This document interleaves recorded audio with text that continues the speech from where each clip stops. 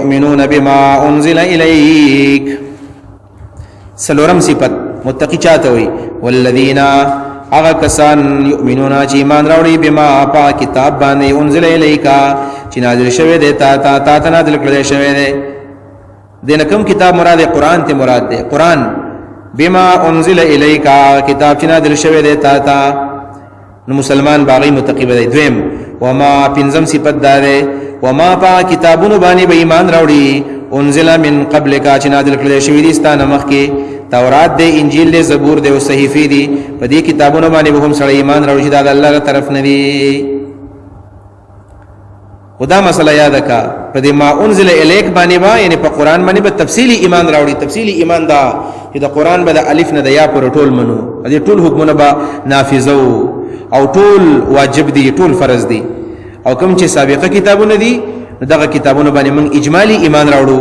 اجمالی ایمان دا معنا ده چې بس دومره به مونږ چې دا منزل من الله دی د خپل وخت معیار حق اوس په دې زمانہ کې معیار حق صرف او صرف قرآن مجید دی. وما انزل من قبلک واجن نازل کړي شوی دي ستانه مخکې. شپږم صفت دی وبالآخرة هم یوقنون. وبالآخرة په آخرت باندې هم دی یوقنون یقین کوي. دا په آخرت باندې به یقین کوي یعنی اخر ورځ به مني یوم الاخرت به مني. دا شپږم نمبر صفت د متقیانو دی. په آخرت باندې به یقین کوي. دا آخرت د څه مراد ده؟ دا صفت د موصوف حذف ته وبالآخرة یعنی وبالیوم الآخرة او په آخر ورځ باندې هم یوقنون دی به یقین ساتي.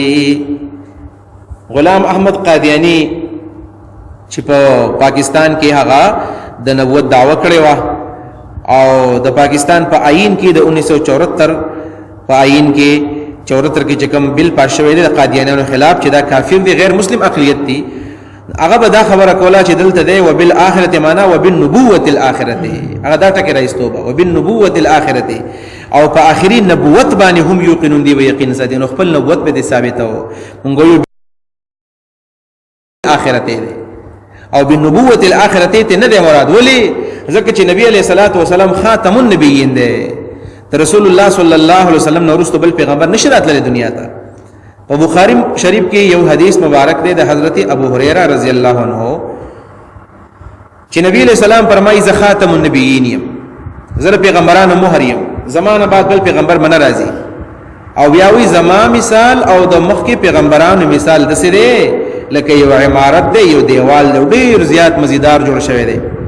یو سړی دغه دیوال په خوا باندې راشي چې وګوري ورته ټول دیوال مکمل شوی دی په د یوې خښتې ځای پکې پاتې دی. ودا سړی و چې دومره مزیدار دیوال دی خو ارمان کړه یو خښته په دې کې ولګي دا به ډیر زیات خوند وکړي نور به مکمل شي.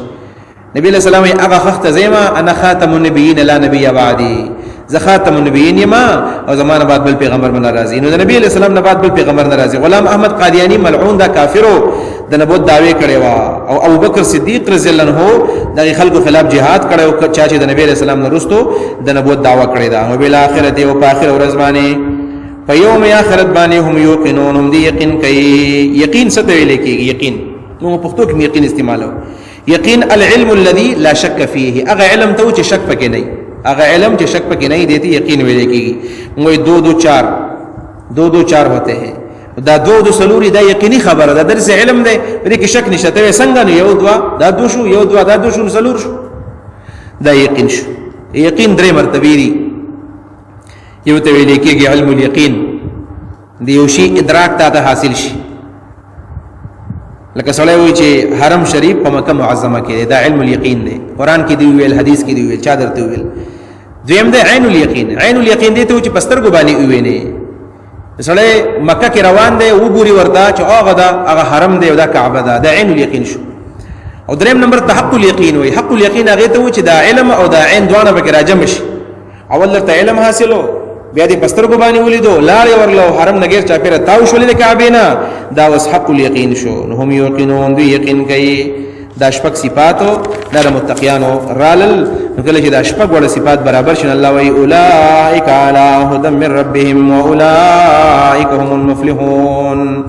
اولئک دا شپږ صفات والا مسلمانان دا موصوف په دې صفات ستو باندې چې شپږ صفات په کې راشي علی هدى په لوی هدایت باندې دي. هدن معنی موږ لوی هدایت ځکه دا ډېر غټ هدایت دی. هدن کې تنوین د تعظیم د پاره دی.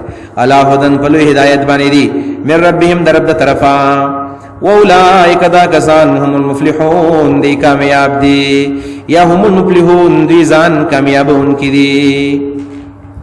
اولئک علی هدن دا په هدایت باندې دي دا جزاء دنیویه شولا. واولئک هم المفلحون دا کسان ځان کامیابی یا کامیاب دي نو دا جزای اخرویه شولا په آخرت کې دغه بدله شولا او دنیا کې دا بدله شو چې دا په هدایت باندې دي. دا کسان کامل فلاح مندون کې دي هم المفلحون.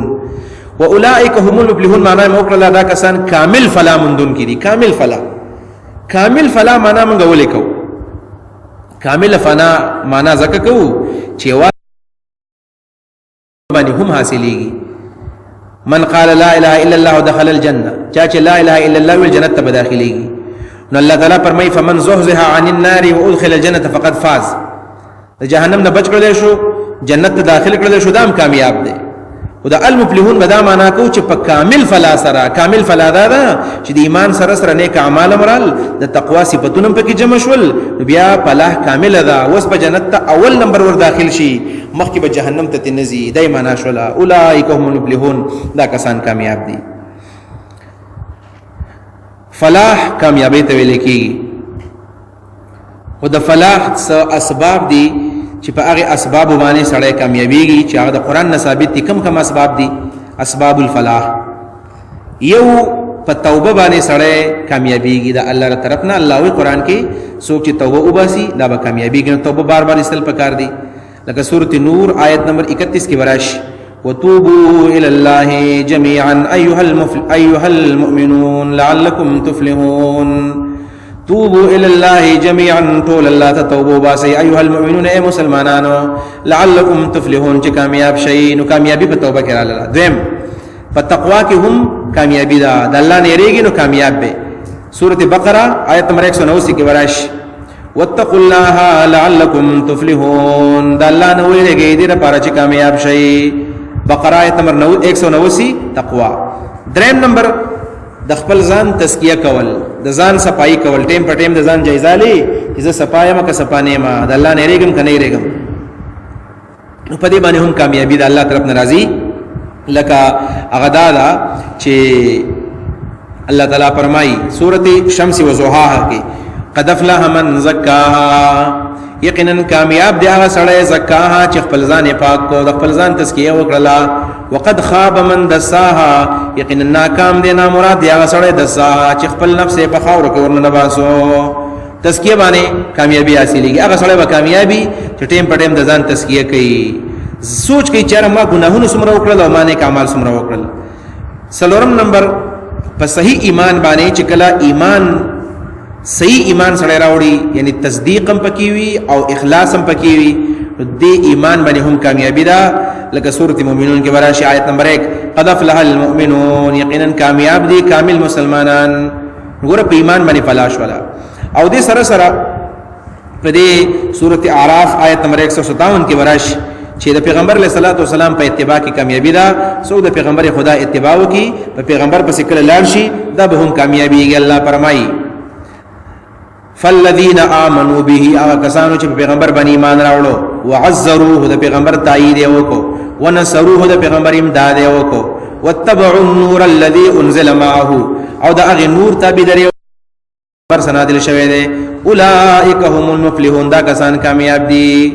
توبه تقوا تزکیه ایمان اتباع دا پنځه هغه کارونه دي چې الله موږ ته راښودلي دي چې په دې باندې سړی کامیابیږي. پنځه صفات هغه شو او شپږ پکې دا کارونه دا یولس صفات شو چې په دې باندې سړی کامیابی ته رسیږي. او کامیابی سره د جهنم د اور نه بچ کېدل او جنت ته داخلېدل.